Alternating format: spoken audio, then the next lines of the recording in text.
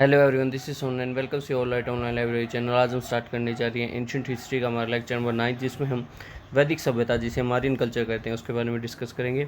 चलिए हम स्टार्ट करते हैं। सबसे पहले हम डिस्कस करते हैं कि कौन से ऐसे हमें ग्रंथ या टेक्स्ट मिले जिससे हमें पता चलता है कि वैदिक सभ्यता के लोग कैसे रहते थे, आर्यन कल्चर के लोग। तो सब इस कौन कौन से ऐसे ग्रंथ हैं। ऋग्वेदा से हमें पता चलता है आर्यन के बारे में, आर्यन कल्चर के बारे में। जैन अवेस्ता से पता चलता है, जैन अवेस्ता। और एक ईरानियन राइटर है होमेर, उसकी 2 पुस्तकें हैं, ओडिसी एंड इलियाद। इनसे हमें इनके बारे में पता चलता है। जो जैन अवेस्ता है वो मेनली 1400 बीसी तक का है, जबकि ओडिसी और इलियाद जो है वो 900 से 800 बीसी तक के जो पोर्शन रहा था आर्यन कल्चर का उसके बारे में बताता है। ये बताते हैं कि लोग घोड़े पालते थे, वे घोड़े पे सवार होते थे, रथ चलाते थे, और रथों में वे स्पोक्ड व्हील्स डालते थे, जो मेनली किसके बने होते थे, जो काठ के बने हुए होते थे। जो रथ के पहिए थे वो काठ के बने हुए होते थे। ठीक है। साथ ही साथ ये बताते हैं कि लोग क्या करते थे, एनिमल सेक्रीफाइस करते थे, बलि देते थे। तो ऐसी बहुत सारी चीज़ें जिनके बारे में ये डिस्कस करते हैं। एक चीज़ जो बायोलॉजिस्ट ने, जीव विज्ञानियों ने पता की है कि जो सेंट्रल एशिया से माने जाते हैं ये आए हुए, तो इनके अंदर एक जेनेटिक मार्कर बताया, क्या नाम से, M17 से, जिसका 40% जो हिस्सा है सेंट्रल एशिया के स्टेपिस के लोगों में पाया गया, जबकि हमारे दिल्ली के राउंड के लोगों में 35%, और द्राविडियन जो लोग हैं उनके अंदर ये 10% इसका हिस्सा पाया गया। मतलब इससे पता चलता है कि जो सेंट्रल आर्यन लोग थे ये सेंट्रल एशिया से ही आए थे, जहाँ पर ठंड बहुत थी और वहाँ के जो क्लाइमेट जो हो गया था वो उनके अनुकूल नहीं रहता, जिसके कारण ये मूव कर गए थे। कहाँ? ये इंडियन सब कॉन्टिनेंट की तरफ मूव कर गए थे। चलिए डिस्कस करते हैं हॉर्स के बारे में, जो इम्पोर्टेंट हो गया था यहाँ पे। तो हॉर्स जो है ऋग्वेदा के अंदर इसका मेंशन किया गया है 215 बार, और जबकि जो गाय हैं जिसे सबसे धार्मिक माना जाता था उसका 115 बार डिस्कशन हुआ है। और जो बुल है जिसे वर्भा कहते थे, तब क्या कहते थे, वर्भा, उसका डिस्कशन हुआ है 170 बार। जबकि उस वक्त चीते, राइनासोरस वगैरह ये नहीं थे, क्योंकि कोल्ड क्लाइमेट जो था सेंट्रल एशिया का वो इनको अनुकूल नहीं था। ठीक है। तो ऋग्वेदिक जो ऋग्वेदा के लगभग 2 हाइमन ऐसे, 2 भजन ऐसे हैं जो किसके बारे में डिस्कस करते हैं, टोटली डिस्कस करते हैं हॉर्स के बारे में।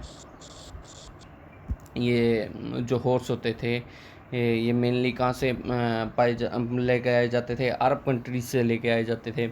और जितने बढ़िया हॉर्स होते थे उतना बढ़िया किंग माना जाता था उस वक्त पे। ठीक है। और ये उस वक्त क्या होते थे, जो एक मेनली एक लाइन कही जाती थी, Swift horse, Swift horse's makes the best king. मतलब जो बढ़िया घोड़े होंगे वे सबसे अच्छा राजा बनाएंगे।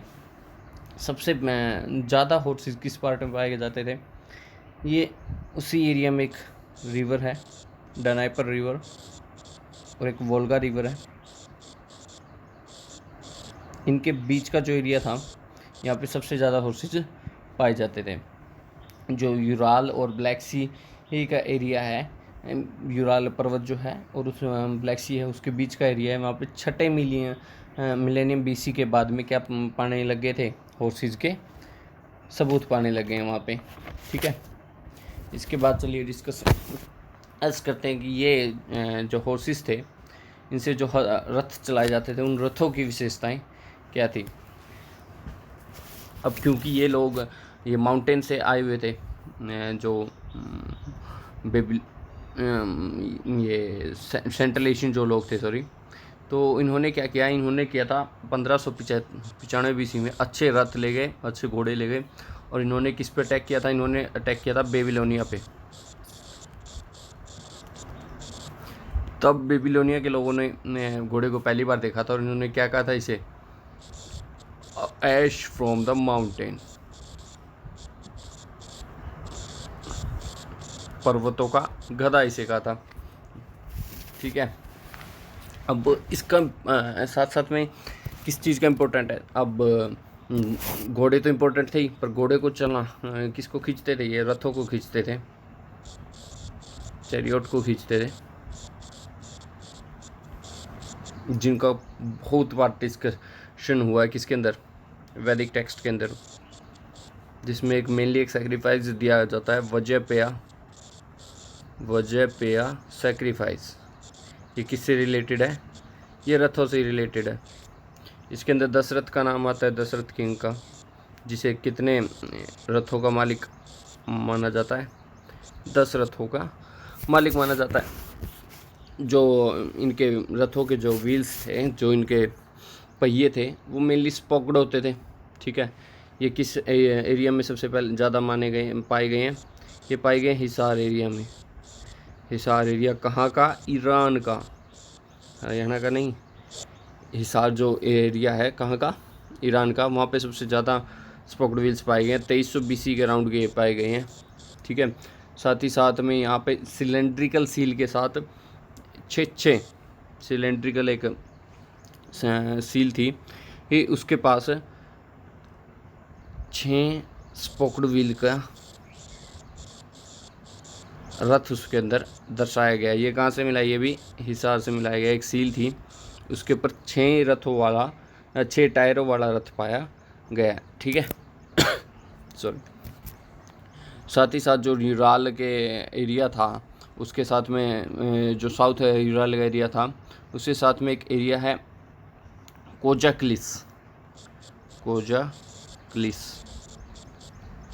उस एरिया में भी स्पोक्ड व्हील्स पाए गए हैं। हरियाणा में कहाँ पाए गए हैं, बनावली में पाए गए हैं।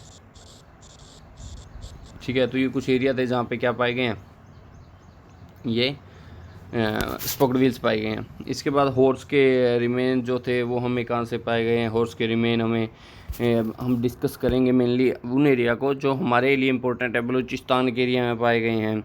साथ ही साथ हमारे इंडिया में कहाँ पाए गए हैं, इंडिया के अंदर ये पाए गए भगवानपुरा में, भगवानपुरा हरियाणा के अंदर। साथ ही साथ पाकिस्तान में एक एरिया है नॉर्थ वेस्ट फ्रंटियर में, जहाँ पे स्वेट वैली के पास में क्या पाए गए थे, हॉर्स के रिमेन्स पाए गए थे। अब पिट ड्वेलिंग्स किस प्रकार की करते थे, साथ ही साथ ये एक पेड़ होता था बिर्च जिसे कहते हैं, जिसे हिंदी में क्या कहते हैं, भुर्च। और साथ ही साथ ये किस प्रकार की ये मेनली पाई गई कि यहाँ पे क्रीमेशन करते थे, ये लाशों को दबाते नहीं थे, ये उनका संस्कार करते थे।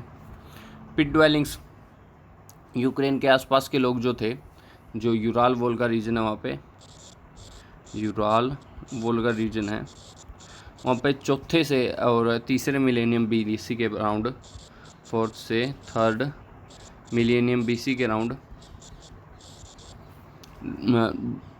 बड़ी पिट ड्वेलिंग्स मिली है। कहाँ पर, इस एरिया में मिली गई है, जिसको सबसे लेटेस्ट वहाँ पे 1500 BC की मानी गई है पिट ड्वेलिंग। ठीक है, इसके बाद ये बुर्च जो था, ये जो पेड़ था, इसकी छाल के ऊपर लोग लिखते थे। ये लगभग हर एक एरिया में जहाँ पर वैदिक सेटलमेंट्स थी वहाँ पर इसका प्रयोग होता था। इसकी जो लीव्स थी, पत्तियाँ थी, उसके ऊपर लिखाई का कार्य होता था। और क्रीमेशन करते थे ये लोग। क्रीमेशन के हमें एग्जाम्पल, काफ़ी पुराने एग्जाम्पल हमें ईरान से भी मिले हैं, ईरान से, जर्मनी से, पोलैंड से और ईस्टर्न यूरोप जो है वहाँ से हमें क्रीमेशन के क्या मिले हैं, सबूत मिले हैं। इराक तक में ये सबूत पाए गए हैं। जबकि हड़प्पन लोग क्या करते थे, वो दबाते थे शवों को। इसके बाद ये जो वेदी थी, फायर कल्ट जिसे वेदी कहते हैं, जहाँ पे आग, यदि हम कोई यज्ञ करते थे तो जो वहाँ पर अग्नि बनाते थे उसे फायर कल्ट कहते थे, वेदी। और एनिमल सैक्रिफाइस, तो वेदियाँ हमें हड़प्पन कल्चर से भी मिली हैं और हमें यहाँ वैदिक कल्चर से भी मिली है। ऋग्वेदा के अंदर इसका मेंशन है, साथ ही साथ अवेस्ता के अंदर भी इसका मेंशन है, जैन अवेस्ता। ये कुछ लगभग सिमिलर थी ये, जो कि हड़प्पन कल्चर के अंदर थी। ठीक है, ये यूक्रेन तक भी हमें वैदी मिली हैं। और ये लोग एनिमल सेक्रीफाइस करते थे, बलि देते थे मेनली किसकी बलि दी जाती थी? बफेलो की दी जाती थी। साथ ही साथ हमें ये जो ऋग्वेदा का 10वां चैप्टर है, ऋग्वेदा का 10th चैप्टर है, उसके अंदर इंक्लूड है एक अश्वमेध यज्ञ किया जाता था, जो उसके अंदर हॉर्स सेक्रीफाइस की बात की गई है। ये लोग सोम पीते थे, सोमरस उसके आदि थे। और साथ ही साथ इन लोगों के इन्होंने इसी टाइम पर स्वस्तिक चिन्ह की डिस्कवरी मानी जाती है। ये जो स्वस्तिक चिन्ह होता है, इसकी डिस्कवरी मानी जाती है। माना जाता है कि 2000 BC के राउंड इलाम में ये सिंबल पाया गया था, इलाम एरिया के सिंबल पाया गया था। जबकि कुछ लोग इसको, जो साउथ तजाकिस्तान साइड के लोग हैं, वो इसे 1200